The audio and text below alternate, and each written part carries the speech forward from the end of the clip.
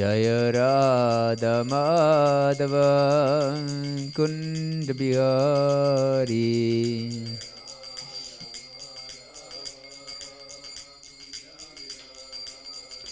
जय राधा माधव कुंज बिहारी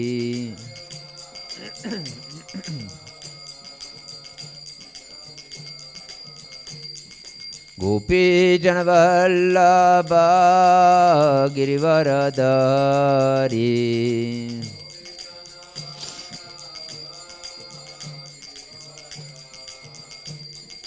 गोपी जनवल्लभ गिरिवरधारी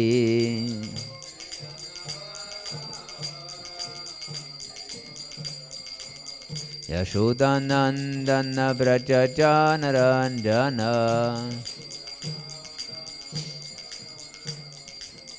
यशोदानंदन व्रज जनरंजन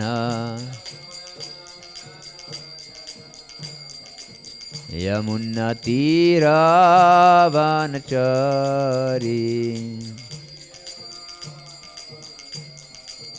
यमुना तीरावनचारी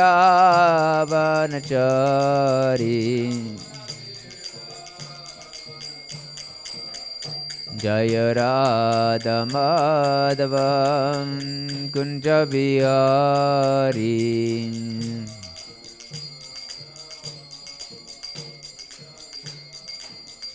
जय राधा माधव कुंज बिहारी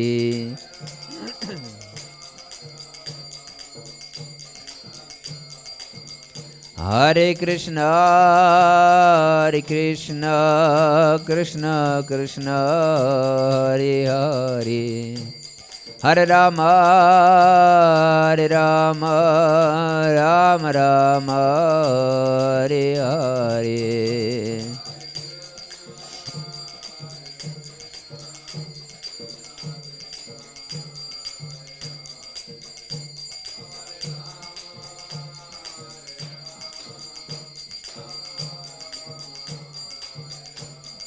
हरे कृष्ण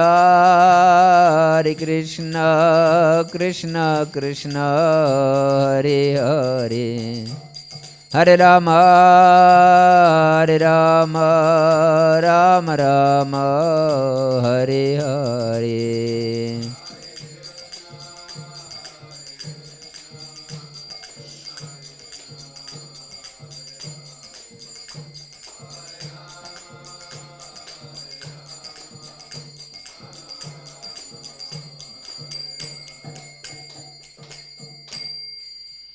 जाम विष्णुपाद परमहंस प्रवचन स्तोत्र शत श्री श्रीमद श्रील अभय चरण रविंद भक्तिवेदांत स्वामी महाराज श्रील प्रभुपाद की जय अनंत कोटि वैष्णववृंद की जय नामाचार्य हरिदास ठाकुर की जय परमहंस कहो श्री कृष्ण चैतन्य प्रभु नित्यानंद श्री अद्वैत गदाधर श्रीवासादि गौर भक्तवृंद की जय जय श्री राधा कृष्ण गोप गोपीनाथ श्यामा कुंद राधा कुंद गिरि गोवर्धन की जय निताय गौर परमानंदे हरि बोल. Oh glorious assembled devotees, Hare Krishna. Oh glorious assembled devotees, Hare Krishna. Oh glorious assembled devotees, Hare Krishna. Oh glorious Shri Guru and Shri Gauranga. Oh glorious Shri Prabhupada.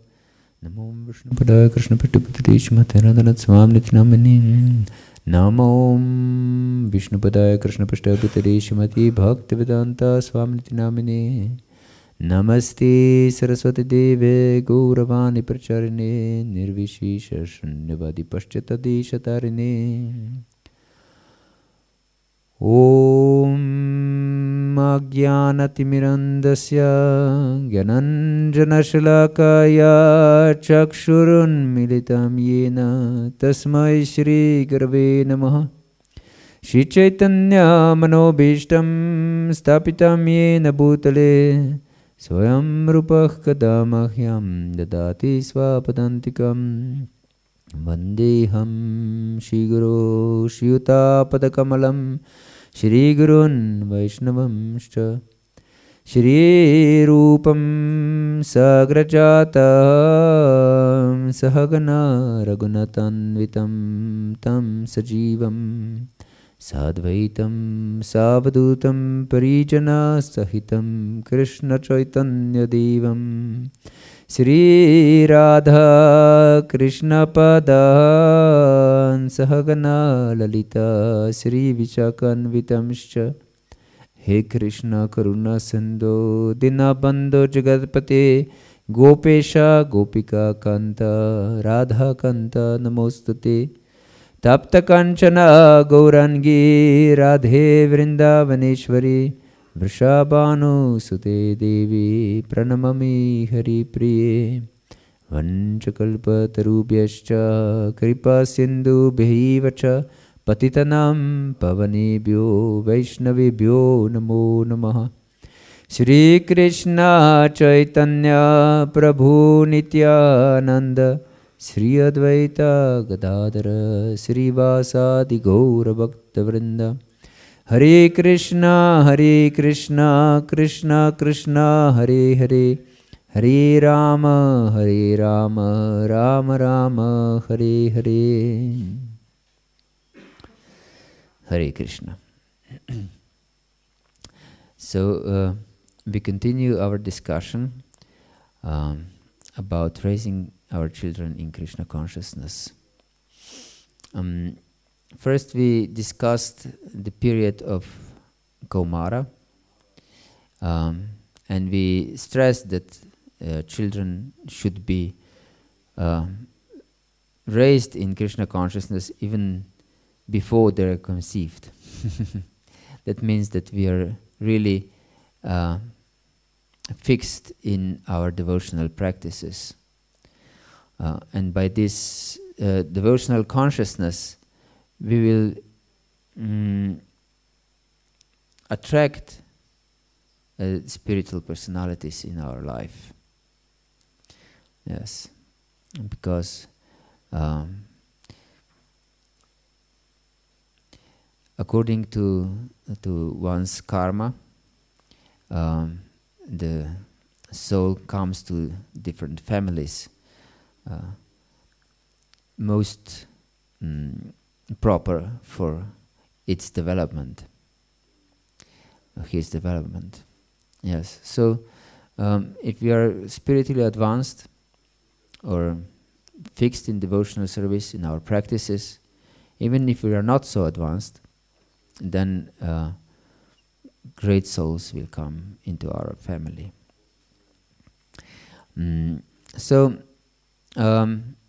And then we discussed that it's most important to know that mother is a first guru, and whatever mother says, whatever mother,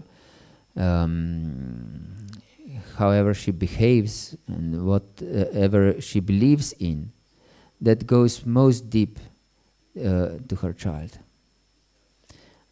Whatever the child drinks with his or her mother's milk, that goes forever into our heart. It's very difficult to give up if it is not devotional service.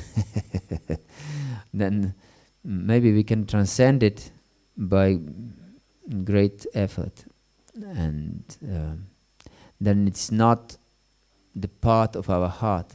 It comes then from our intelligence.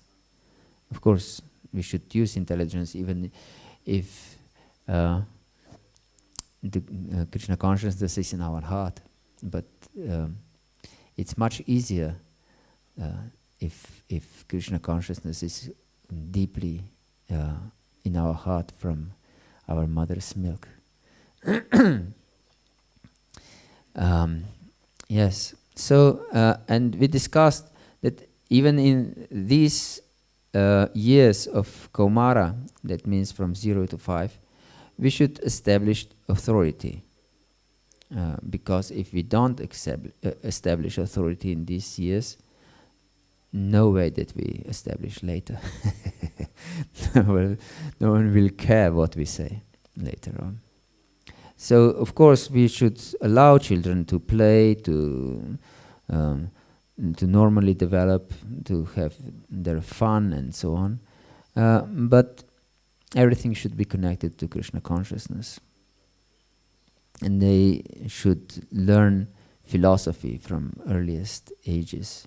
They can understand, because they are intelligent beings.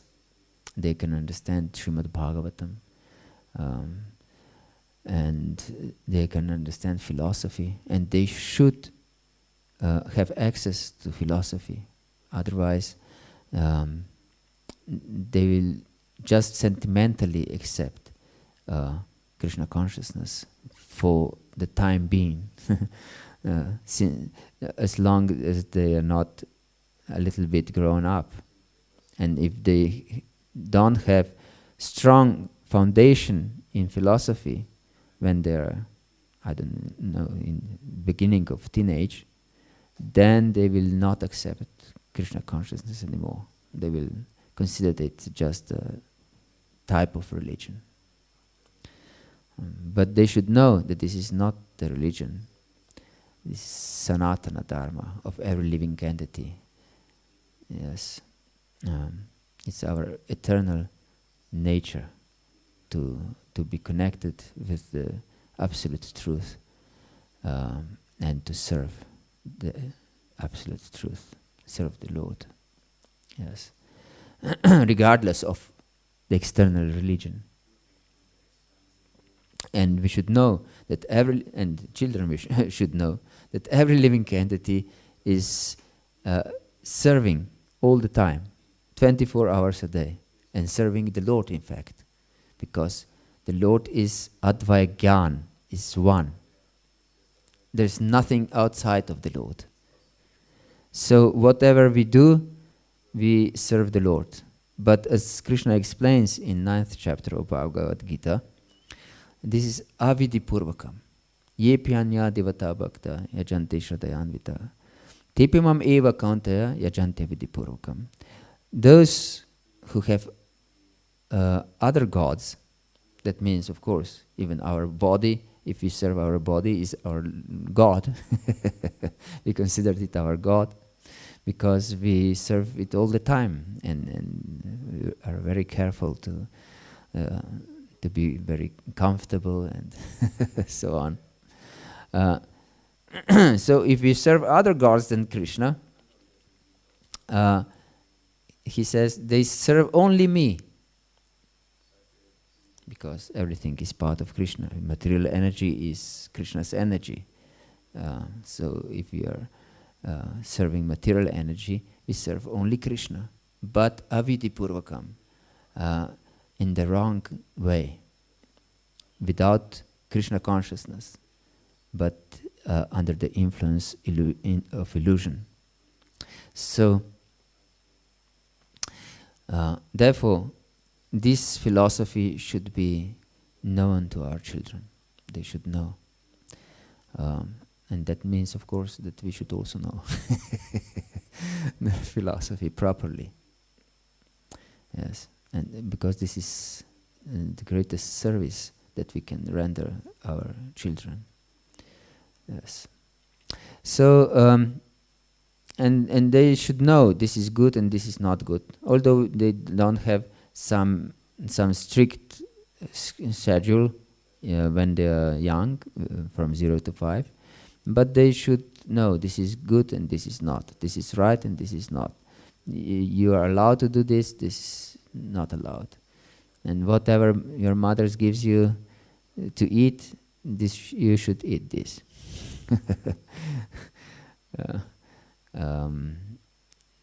Not just sweets or anything. And this is the role of the father to establish this discipline. And the role of the mother is to be very affectionate to the whole family, to spread love, emotionally and physically with food and everything. Yes, this is really important. The role of the mother is extremely important. We can, if there is no mother, I said, our loving wife in the house is just crematorium. Yes, is empty shell. And as Shastras explain, if there is not a loving mother or wife at home, one should just leave the home, such a home, and go to the forest. Yes, so it's extremely important, the role of the mother. And then we discussed the age of Poganda. And especially for boys, this is the time of really strict upbringing. Like we compared it to military training. Yes, it's not fashionable nowadays, but it is necessary. Because boys always want to check their boundaries, and they are quite intelligent, and they can learn really good if they have proper discipline. And in fact, they love discipline, even if they want to rebel in some way or another. But this is part of their nature. So, and father should be really a very strong personality, very strong figure. This is his duty. He should be masculine, shouldn't be feminine. Mother should be feminine, and mother shouldn't be masculine. So,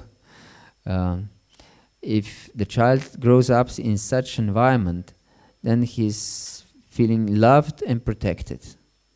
Otherwise, no one really loves him because mother is too masculine. And if she's too masculine, she would definitely want to have some worldly career outside. And father is not strong if he's too feminine, so he's not proper protector.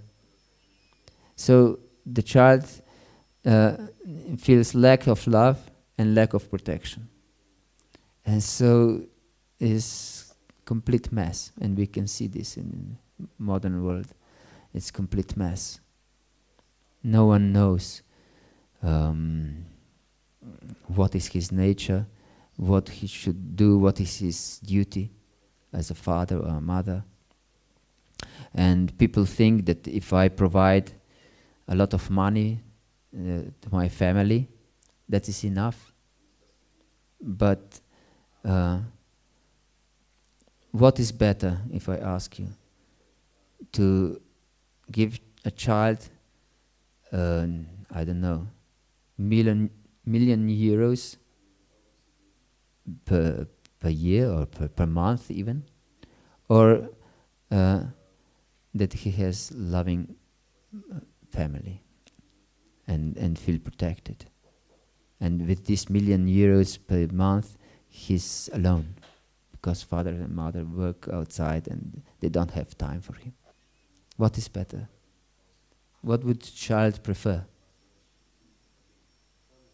Family, loving family, of course. So even $1,000,000 cannot outweigh the loving environment. What to speak of few thousand? It's nothing. It's nothing.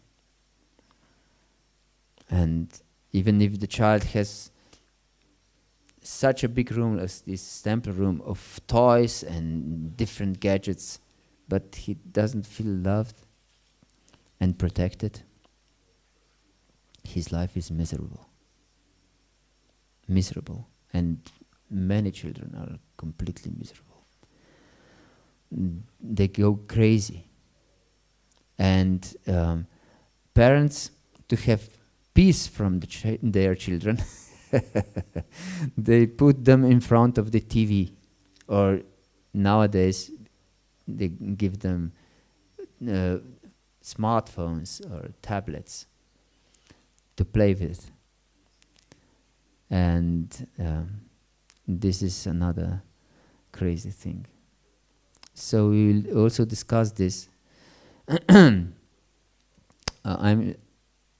convinced that these gadgets are not proper for children till the age of 15. the end of Kaishora period. Yes. Because they are highly addictive.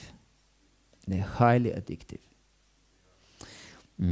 Once I heard the lecture of Kadamba Karana Maharaj, and he said that he has disciples who text him every day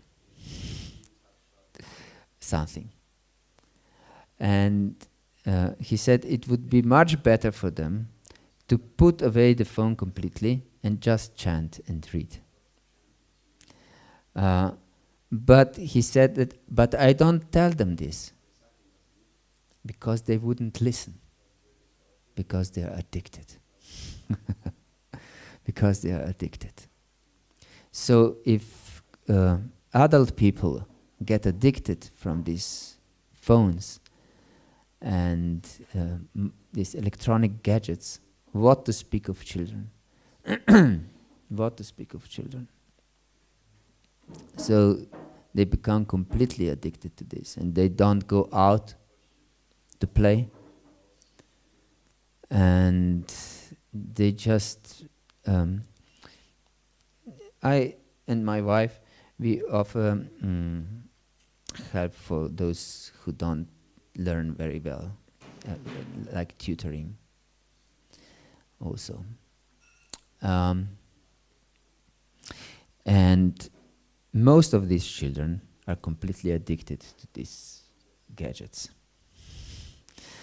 And after half of an hour of learning something, these children become completely unrested. They miss their gadgets. They had to go to look something on these gadgets. So, first thing, how to teach children not to become addicted to these gadgets is that we shouldn't become addicted to these gadgets. If we are addicted to the gadgets and we don't allow children to play with them, then it's like those parents who smoke and forbid their children to smoke. And we know that many of these children start smoking because they see that their parents are getting pleasure from this, isn't it? At least they perceive in this way that they get pleasure from this. Yes, and as I explained many times, and I will repeat many times, that we are Ananda Mayo Vyasat. We are pleasure-seeking living entities. We want pleasure. Whatever we do, whatever we think, whatever we say, is in fact searching for pleasure, if we know it or not. We want to be happy. We don't want to be miserable even for a fraction of a moment. If I ask you in percentage, Shri Prahlad Nrsimha ki jai, in percentage, how much happiness do you want?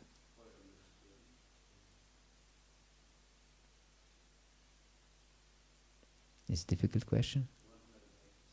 108. Unlimited, yes. And how much misery you want in percentage? 0. So, you see? So, whatever you do is in fact searching for pleasure, searching for happiness. And that you came here today, it's just to enrich your life somehow or other, to have some higher quality of your existence. That means to taste some higher pleasure, isn't it? So, yes, we are pleasure-seeking living entities. And whatever example we give to our children, that I seek pleasure in this way, then children will naturally develop these kind of desires. It's not possible other way. Because the parents are natural role models of their children, at least till the age of 10, 11. They're role models, and these impressions go extremely deep in our hearts from earliest childhood. And so we keep this frame of mind through all our life. Only by devotional service we can transcend it. No other way. But it's really hard task if something opposite of devotional service is in our heart. Yes, then it's not an easy path. It's simple but not easy. Yes. So, therefore, I'm stressing this all the time, that we should be really, really focused on devotional service. That we should have strict program ourselves, strict discipline. That we chant in the morning before our day starts. That we have different programs together. In the morning, Mangala Arati, Gaura Arati, that we listen to classes together. So we should do everything together. They should know our family is one unit. Whatever one does, everyone does. So, for example, if there is cleaning of the temple, that doesn't mean that only father or mother should go cleaning the temple. No, everyone in the family, even small children, they can go and clean the temple. We all go to clean the temple. Or if, I don't know what is the system here, but in our temple in Ljubljana, different disciple groups are preparing Sunday feast. They cook. So we always went together if our disciple group was cooking. Mother, father, and all 3 children. No excuse. Yes. Even very small children can help and cut the vegetables or clean something or bring something. No problem. So everyone should do what is necessary. Family should do things together. Yes, and then they are really connected. Then they are connected. Yes, and it's powerful. Then the family is powerful. And it's also beneficial, we didn't mention this so far, that there are more children than 1 or 2 or 3 even. Then everyone would feel some shelter in the family. If you imagine that you have 5 brothers, who will mess with you? No one will mess with you. If you have 5 brothers or 10 brothers, you're unconquerable. Therefore, the big families are not encouraged by the society, because such people cannot be easily manipulated, because they have strong foundation and they are not afraid. But people who don't have anyone to support them, they're always afraid, easily manipulated. So it's very beneficial to have strong family, big family, many children. Yes. For example, Bhaktivinoda Thakur, one of our most exalted acharyas, he had 15 children. One from his first wife, but she unfortunately died after she gave birth to first son. And then with Bhagavati Devi, the second wife, he had 14 children. Bhaktivinoda Thakur. Yes. And they were extremely strong personalities. Bhaktisiddhanta Saraswati Thakur, for example, lion guru. Yes, so it's beneficial. Then family is very strong. No one can disturb such a family. Yes, no one has any power against this strong family. If you have 5 brothers, or even sisters, no problem. They're really strong. No one will mess with such a family. Yes, he had 10 sons with every wife, and 1 daughter with every wife, and he has 16,108 wives. So no one would mess with Krishna. And those who tried, they end very bitterly. Of course, they were liberated, so they were fortunate to mess with Krishna, in a way. Yes, but not in the way they wanted to. Yes. So now we will discuss this last period of childhood, Kaishora period.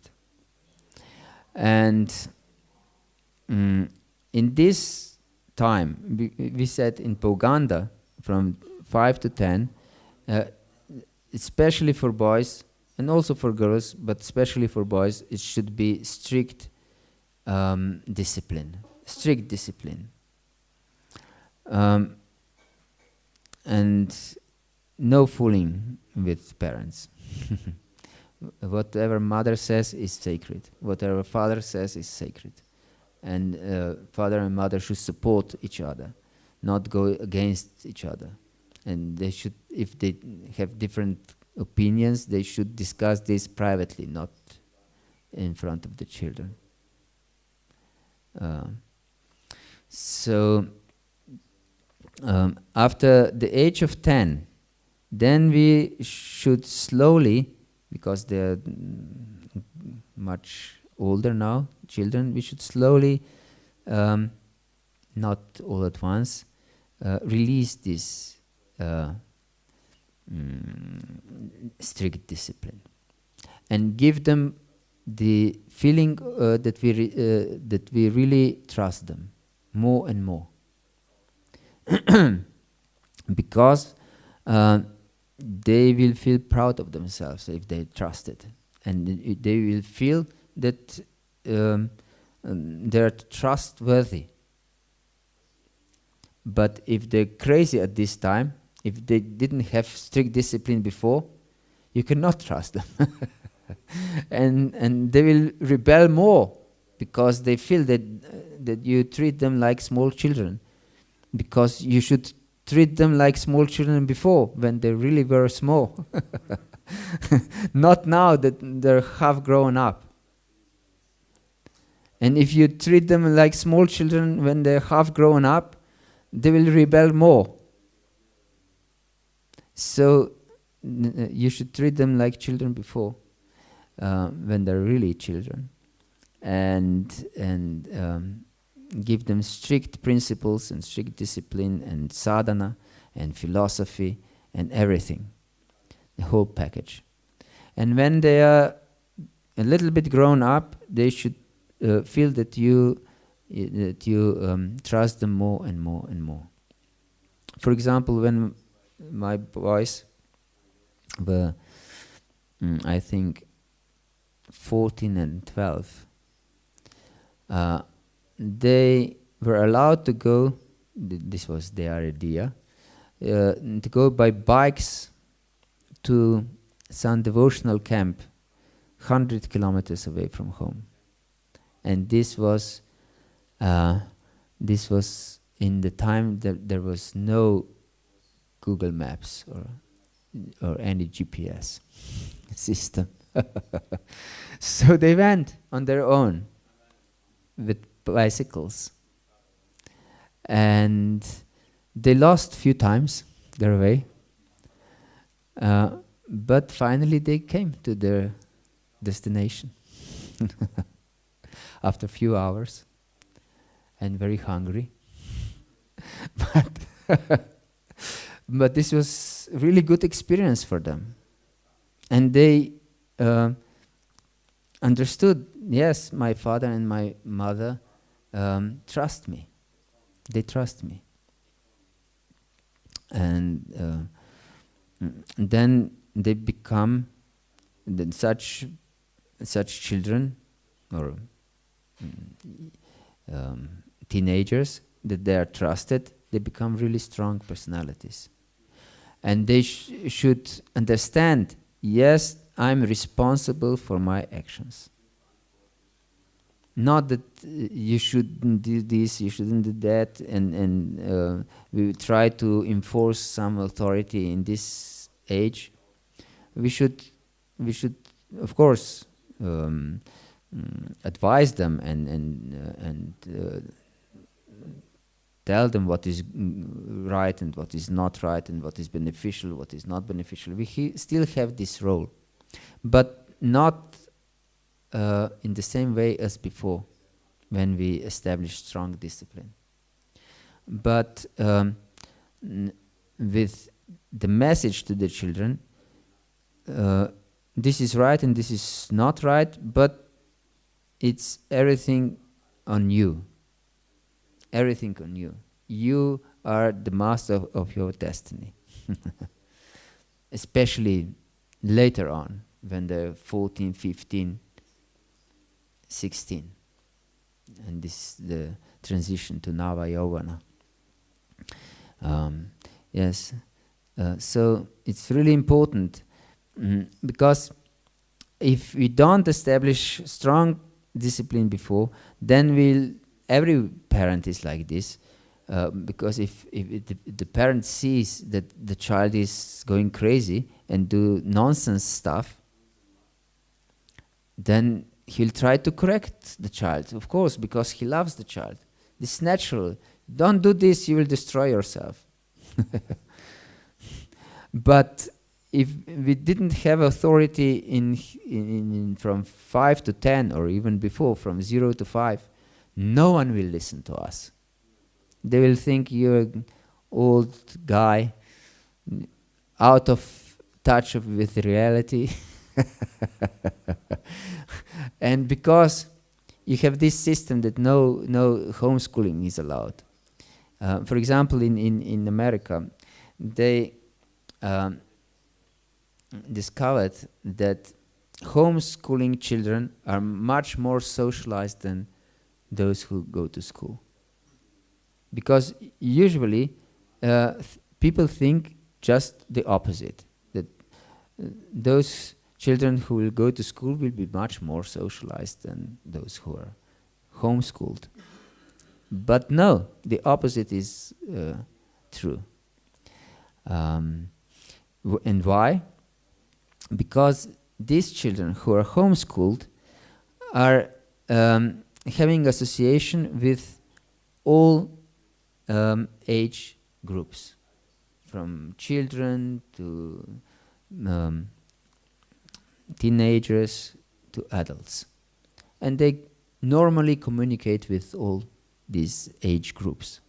But those who go to school, they associate only with their age. Not even 1 year younger or older, but just their age. And they create their subculture and have their ideas, what is good and what is not, of course, based on the TV and these phones and so on. And they create this subculture of theirs, and they are convinced that adults don't understand us. And of course, adults can see that these children don't understand them. And so this generation gap creates. If the children are homeschooled, there is no generation gap. Everyone understands each other and knows perfectly what is right and what's not. But if this subculture creates of the same age group, then it's very difficult to. And therefore I said that if this is the situation that children have to go to school, it's not possible to have homeschooling, then parents should devote more life with children, more energy, that the children have clear idea what is good and what that they should have right perspective on everything they hear in school. Otherwise, they would accept, because it's natural for a small child to accept. If authority something speaks like a teacher, and in books it is written like this, it's natural to accept for a child. So parents should devote more time with children if the children go to school, not less. It's more time consuming than homeschooling. Otherwise, the children will have their modern ideas. It's not possible to go around this. Yes. So the community should be, and family should be so much stronger. More emphasis on this, on proper understanding, proper relationship with the children. Much more should be the relationship between parents and children if they are in school. Yes, that should be understood and taken also in the community. Like here, you have at least strong community. It's very good. If we can imagine that we are devotees and we live alone in some big town, no devotees around, it's even more dangerous for children to go astray. Yes. So yes, and when they are 15 or 16, and so at least in Slovenia, in this time they go to high school. Children, they finish the primary schooling. So at that time, they're old enough to be completely responsible for their life. So if you want to go to school, okay, you go to school, but you should do your school properly. If you don't want to go to school, it's your choice. You don't need to go to school if you don't want to. But you should not space out and just do some nonsense.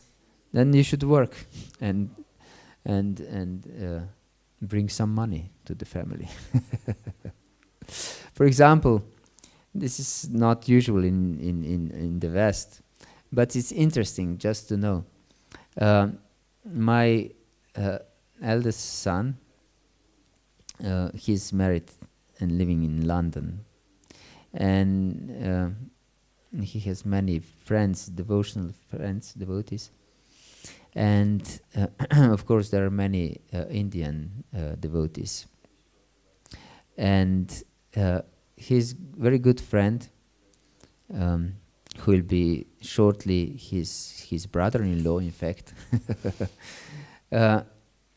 he's 25 or 26 or something, but still he doesn't, and he goes to, he has a job, but still he hasn't his own money.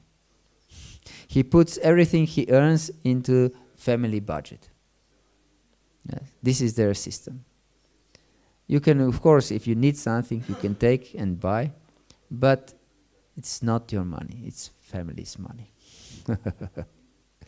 This is, of course, not usual here in the West.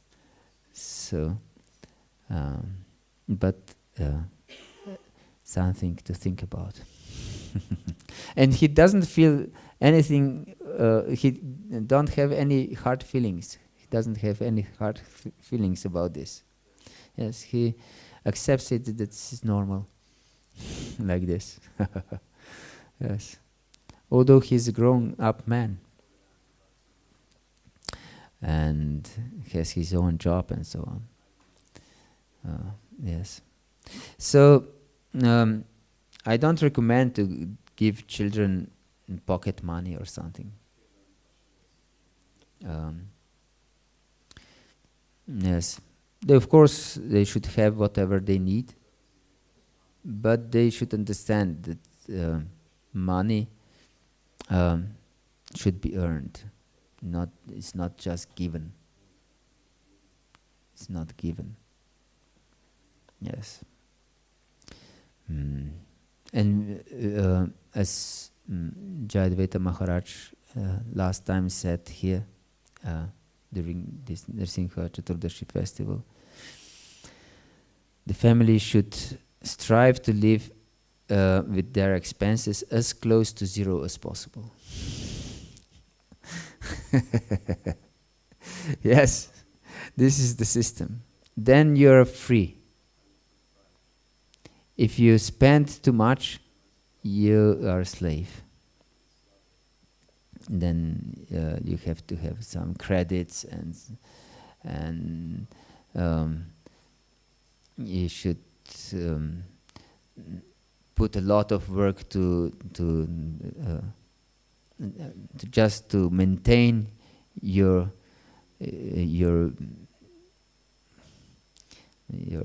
griha, your house and car, and many cars usually nowadays, and everything. You should be hardworking to provide for everything you desire, and your wife desires, and your children desire. So we should teach our children to live simply, and we should also live simply. This is our philosophy, Prabhupada said. Simple living, high thinking. Yes. So, because I know there are even devotional families that they change all their clothes once a year.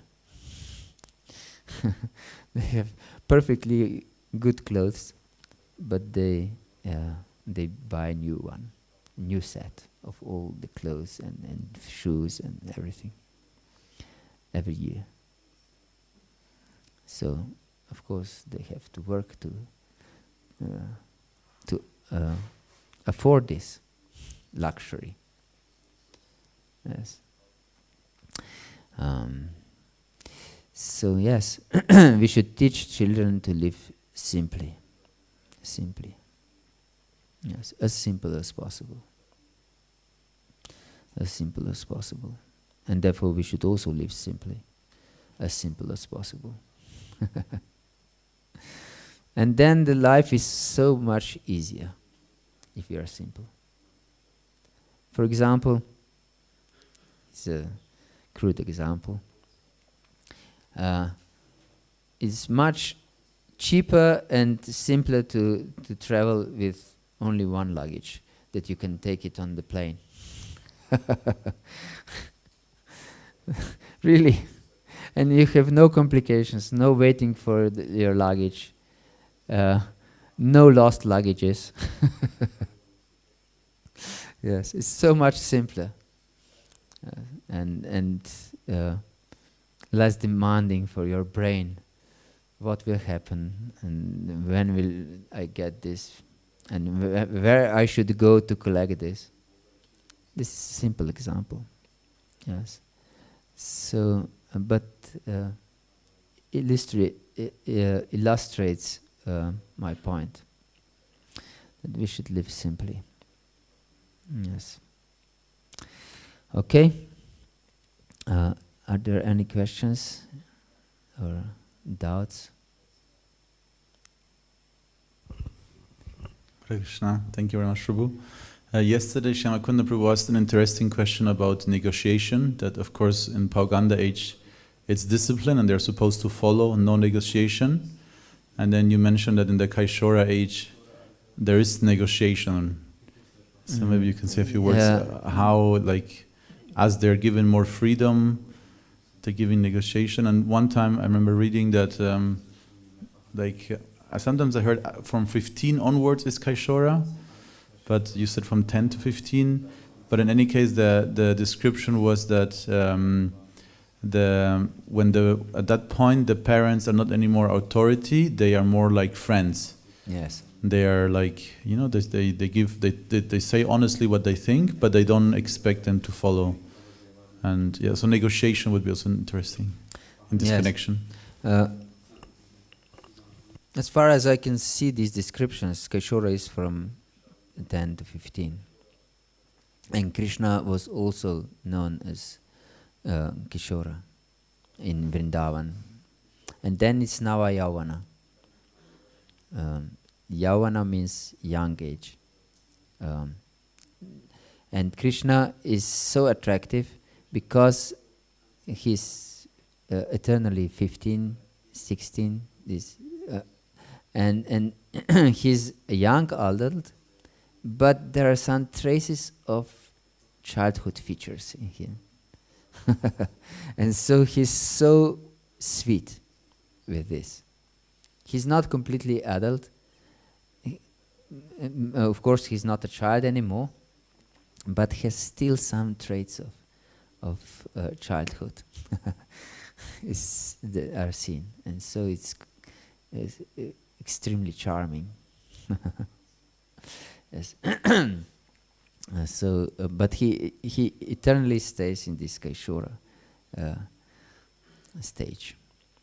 Yes. So as I explained, when they're a little bit grown up, they should be trusted, and that means that they can express their desires and their ideas. And if we completely disagree with these ideas, we should of course tell them, and this is not good, and explain them. And if we have authority from before, they will accept. But if they are not completely wrong ideas, we can discuss how these ideas can be implemented. For example, this idea to go with bicycles 100 kilometers away was on the edge. In fact, how to allow 14 and 12 years old children to go alone on such a long journey with bicycles. So, yes, but if they are disciplined before, then you can trust them at this age more than you would trust if they're not disciplined before. And this is really important for them to feel they're trusted. And they will become strong personalities, I said, if they're trusted when they're a little bit grown up in teenage. And then we become more and more friends with them. And then we are like older brother in some sense.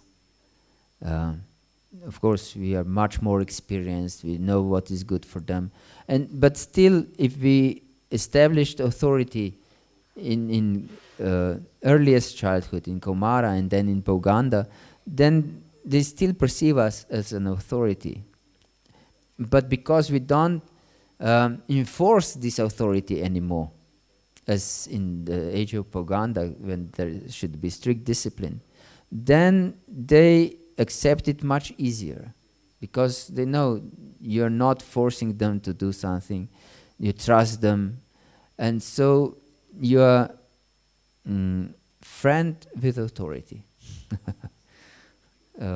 Like experienced old brother, for example, and little more, of course, because you're a father. And mother should also, of course, for mothers is more difficult to switch to friendly relationship. Mother is always a mother, and when she calls her grown-up son when he's 40 years old, she is asking him, "Do you have your legs warm? Do you have enough to eat? She's concerned with these motherly concerns for their children, even if they're grown up. So this is more role of a father to become a friendly figure to their children. And if he's strong personality, then he can also curb the mother when she wants to be too motherly, too protective, because mothers can still want to have to maintain this protective mood towards their children, even though they are grown up. So this is the duty of the father to curb this mother's mentality. Yes. And if the father is strong personality, the mother will understand, yes, my husband is right. I shouldn't be so overly protective for my grown-up children, in fact. Yes. Is this answers your question? Okay. Yeah, please. Thank you. Hare Krishna. I have many times seen that young people, when they, even if they're grown up in Krishna consciousness, there will be one point where Krishna put a challenge in front of them, and some of them really have some kind of struggle in their life, and some even go away for a while. And it seems like to me that Krishna want to see if they really join because out of their own free will, or if they just do it because the parents did it. So it's like observation what I had. I'm not sure, what to think about it. Maybe you have some idea about that, because, for example, Amish people, they kicked the youngsters, they kicked them out of the community around 16 or something like that, and they're not allowed to come back for 2 years, I guess. I think it is 18, isn't it? Or 18, but you notice, and most of them, they come back then, but they give them forcefully a freedom to experience what they otherwise would maybe a whole life regret to not have had. But most of them, they happily come back then in the community and then they're peaceful. So these two things, letting them go, letting them to have the experience, even if they run in a very painful, different way even than we taught them to do, and then that some of them maybe it seems like that Krishna puts them in circumstances where they have to join by their own. Yes, exactly. That's why I said that they should have strict discipline from 5 to 10, and they have to have strong basis in philosophy, that they understand this is not religion, this is a Sanatana Dharma of every living entity, and they should feel love from their mothers, and then that means that they will be emotionally satisfied. They have this loving home, and they have strong father who is able to protect them in earliest childhood. And then they should be more and more trusted. And when they're grown up, they're completely trusted. And they should know you're responsible for your life. You're responsible for your life. We gave you this, but now you're completely responsible for your life. For example, my eldest son wanted to study in London when he was 18, the same age. And he went to London alone. We didn't have money to support him, so he had to support himself. He got this stipend for his studies in London, And he lived on his own, allowed to do whatever he wanted.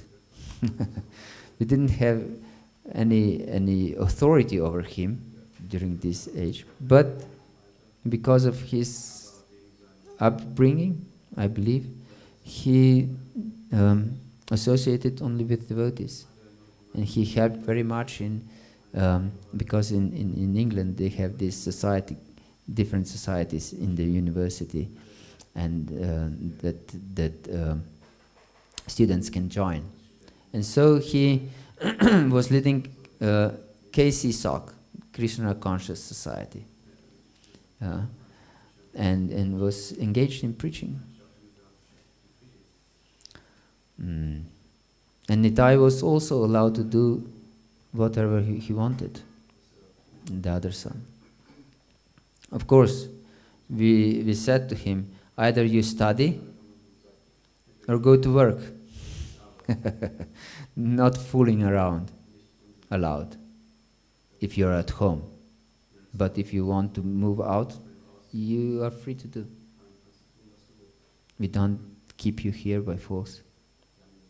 And this should be understood for children. You're not kept here by force. You can do whatever you want.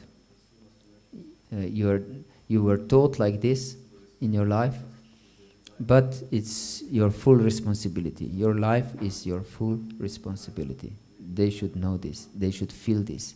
And that you trust them. They should feel trust. If they feel they're not trusted, they will rebel, I think. It's much more opportunity to rebellion if they're not feeling trusted. But of course, if you don't have strong discipline before, from 5 to 10, they cannot be trusted because they're foolish. Yes. And yes, they're stubborn in the wrong direction. They think they're the center of the universe, so they cannot be trusted. And if they don't feel trusted, they will be more foolish. And so it's a domino effect. So yes, that's why it's so important to teach them from the day they were conceived, or even before, as I explained, that we should be really sincere devotees, very disciplined devotees ourselves. If we are not, then good luck. Yes. Then it's more on good luck than on us. Yes. Is this okay? Yeah, thank you. Hare Krishna. Anything else? Yes, please. Hare Krishna. You mentioned about screens, and that until 15, probably the best, if possible, to avoid. And what about Krishna conscious cartoons, or some devotees, they have a regulated specific times they're allowed to look to screen, maybe half an hour a day or something. So what is your experience, or what's your suggestion? It's easiest to avoid completely. If there is allowance for half an hour a day, that means that this is some kind of addiction and craving for this. About Krishna conscious cartoons and so on, if there is some event that all devotees come together and watch a cartoon, then it's okay. It's my opinion. Then it's some kind of festival. You understand? I remember on Padayatra Slovenian Padyatra. One day, I don't know where they watched. All brahmacharis and Kalindi was and they watched Little Krishna, the cartoon. But this is not recommended to watch too much, even about Krishna. It's better to hear about Krishna. But we should, of course, take time to speak them about Krishna, to read them about Krishna, because there are very, very nice, even children books about Krishna. Yes, I remember Nitai. Really, I don't know if you know this. What's the Bhakta Musika? Have you seen this book? It's a small book about a mouse who was a devotee and dressed like a sannyasi, in fact.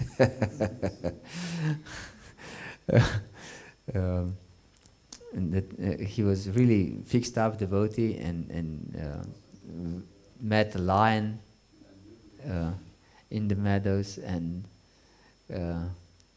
he was fearless, and lion was surprised that he's so fearless, and then he let him go, because the mouse, he wanted to eat this mouse. Bhakta Musika. But Bhakta Musika promised this lion, yes, if you let me go, I will help you in the future. And he was laughing. How can little mouse can help me, big strong lion? You're too crazy to be honored by me to eat you. So he let him go. And then he sometimes one time he got trapped in a trap in some net of hunters, this lion, and he was roaring and then trying to get out of this net, but he couldn't. And this roaring was heard by Bhakta Musika. And he was running there and saved him, because he gnawed through this net and released the lion. And the lion was so happy that he became a devotee too. So he really loved this book. And my point is that there are many such nice books for children, devotional books, and they encourage your imagination much more than just cartoons. Everything is just seen there, but books are much better for intelligence. Yes, and to have creative imagination, which is very beneficial for a young age. Yes, please. I can give my own experience that my parents, they wanted to regulate my time with the computer, and I always tried to secretly go and spend more time. So it's like it would be nicer to have some alternative which is nice than to have a little and then it just becomes more and more. Yes, and then this desire becomes stronger and stronger for these experiences.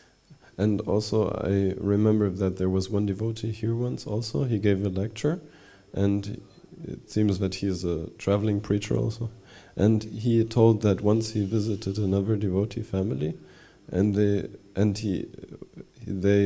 appeared as living in abject poverty, like they had a small, I don't know where it was, maybe somewhere in the Eastern world, and they had basically like a very small hut, and the child was sitting in there, and he saw the child, and he felt compassion because this child has nothing.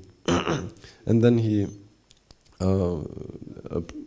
somehow they met close, and then the child immediately told him, "I want to tell you about Prahlad." So I found that very striking, that even a small, maybe not every child will be like this, but that particular child, he was absorbed in Krishna Lila. Yes. So I found that very interesting to hear at that time. Yes, exactly. If you'll give them Krishna, Krishna will come out from them. Krishna in, Krishna out. But if Maya in, Maya out.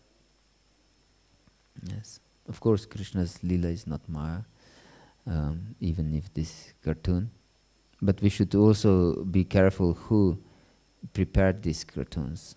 If they're devotees, then they are acceptable. If they're not by devotees, it's explained by our acharyas, it's like milk touched by the snake, so it becomes poisonous. Yes, if they're not made by devotees, because they have materialistic ideas that they are conveyed through Krishna Lila. So the materialistic ideas will come to our heart, and we'll think that this is Krishna conscious. Yes, it's more dangerous than non-devotional things. Yes.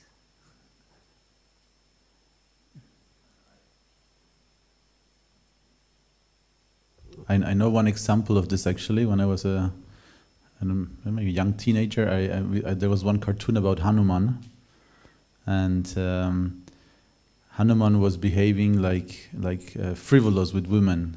Oh yes. In this cartoon, he was jumping in a car, and it was like Hanuman in modern times, something like that. Uh-huh. And I immediately knew this is bogus, because I knew Hanuman is a brahmachari. Yes. He was he asked his mother to swallow a copin so he could be so like I immediately recognized this is nonsense. Yes, yes. Somebody who doesn't know, they might be confused. Yes, and he gets confirmation. Yes, this is good behavior because Hanuman is behaving like this. You wanted to ask that?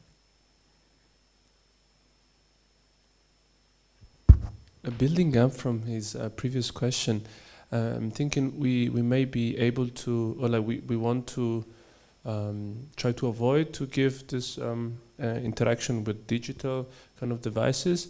But then imagine here in Germany, it's homeschooling is prohibited, so they have to go to school, and then they associate with peers that are using it much, and so they develop these cravings during this past thing. And so then they come home and they also want it, or they feel left out because the peers seems to have this enjoyment from this kind of device, and so how would you then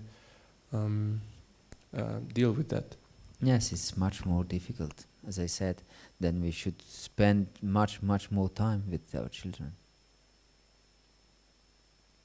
because there will be many impressions which are completely crazy from their peers will come to them, and because they are social beings, it's natural to imbibe them. They're not stones.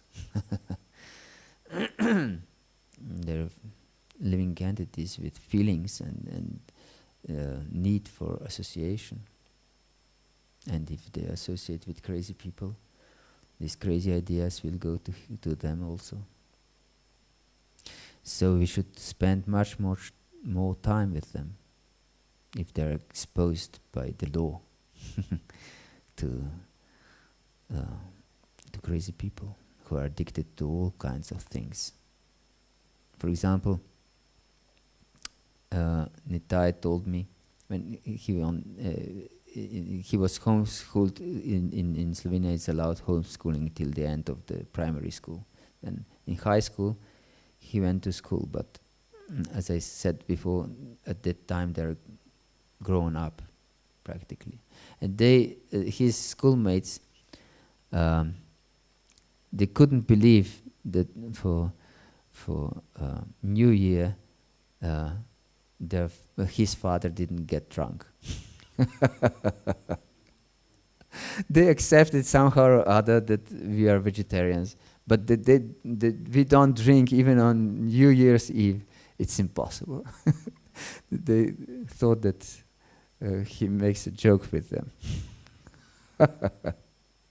Yes, it's something completely out of their mind. It's impossible for people not to drink alcohol. Yes, so if grown-up child goes in such environment, this is not child anymore. Then he knows, he has some